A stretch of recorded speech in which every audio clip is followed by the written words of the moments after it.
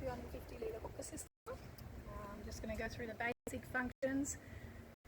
This system is designed so the operator has full control of all the different functions on the system. To start the system, you turn on the main switch.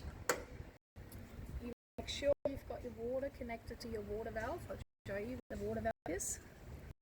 So the mains water valve is piped up in the top of the valve, and then this seal valve, this air valve, will go to the mechanical seal of the emulsifier. If the emulsifier runs without the water connected to it, there's a chance that the seal will break.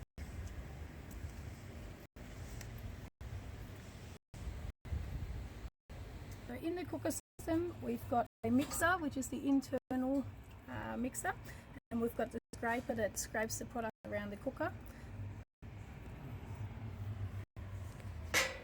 On both sides of the cooker, we've got a safety sensor, which is green when it's okay, and no light when it's open, which is on both sides of the cooker. Valves under the system.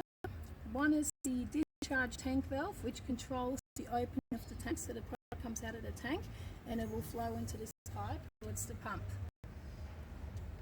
We've got another valve underneath, which is a drain valve. This is used for cleaning or removing any product from the tank. So to remove the product from the tank, you would have to open the drain valve and the discharge valve.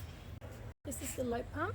This will take the product from the tank through the pump and it will bring it through the emulsifier, or the other option is to exit the product to another system. This will allow the product to go through the emulsifier. If we want to recirculate the product, we will go through the emulsifier and come in on the top of the tank. Okay, so this is the steam train system. We've got an isolator valve to isolate the steam, which shows us a gauge whether we've got pressure or not. There's a pressure regulating valve, and afterwards we've got another pressure gauge to check what the pressure's been regulated to. Then we've got a modulating valve which controls both the top and the bottom steam jacket, and it's modulating.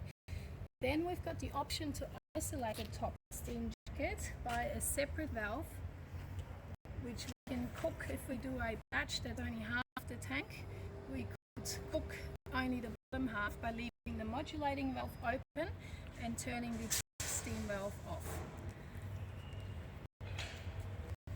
With the emulsifier, it's important that the pump direction is correct.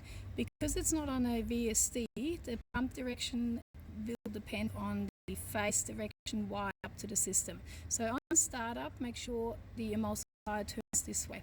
All the other motors are on a VSD, so the direction will not change. So once the main switch is turned on, we need to reset the safety, and you just hold the safety button for 1 second and it resets. So this ensures that all the grids are closed and the stop is okay. Once we want to start the system, we decide what we want to turn on. At the moment, I'm going to turn on the mixer and the scraper, and we're going to add our product. And once we add our product, we can start a cook cycle. When we start the cook cycle, there's a timer. We've got a cooking time which you can decide how long you want to cook for. Once the cook cycle is started, it will cook for, at the moment, 929 seconds, and then it will turn off the steam, both top and bottom, but it will continue to stir the scraper and the mixer. Okay, so we're turning on the mixer and the scraper, and we're going to turn on the cook cycle.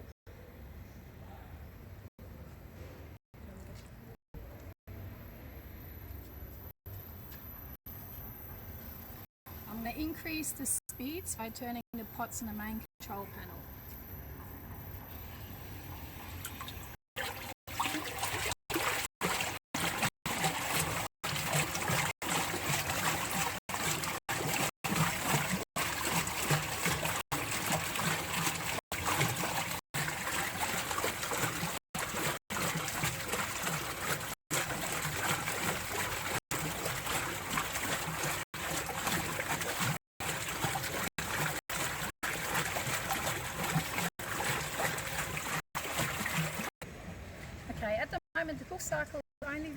bottom valve. If I want to turn the top valve on, I will turn on the top steam valve. This will then transfer the heat in both the bottom part of the cooker and the top part of the cooker. Okay, so the cook time is coming to its end now. It's got a few seconds to go. Once the cook cycle is finished, it will turn off. You can hear the steam valve shutting down and the cook cycle has turned itself off. Once we're happy with the product and the texture of the product, what we can do is we can use the pump and emulsifier to recirculate the product and get it to a better consistency. So I'm going to start the tank discharge. That's the bottom valve underneath the tank. Then I'm going to turn the pump on and I'm going to turn the emulsifier on.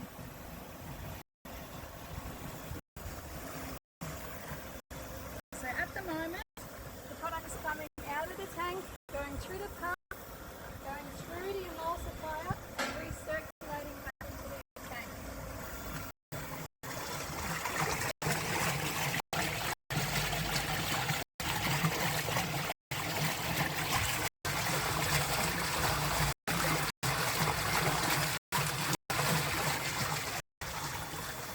The other important part to note is when the emulsifier is running, the water valve is automatically on and the drain of the seal, the mechanical seal of the emulsifier will drain water out. It will need to be piped up to a drain, but this is a good way of checking that water is running as the emulsifier is running. Okay, once we are happy with the consistency and we want to exit the product out of the cooking system, the best way to do this is to stop the emulsifier and go to empty. So now the pump is pushing the product past the valve and it's coming out the drain valve. We can speed this process up by turning the pump speed up.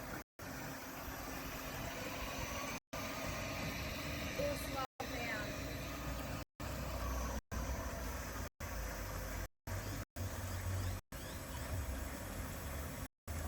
We want to stop the individual items.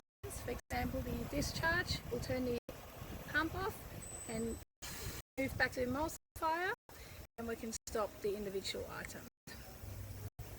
At the moment the discharge tank is open, so I can close that as well. For cleaning you would use the drain off and the discharge tank and you can wash out the tank. It will drain straight out bottom, or you can recirculate with chemicals by using again the pump, the emulsifier and the discharge valve. Anything to say? The timer reset has the function in case you decide that your product is not cooked yet. The timer is almost timed out. You can press the timer reset and it will initiate the same cook cycle again.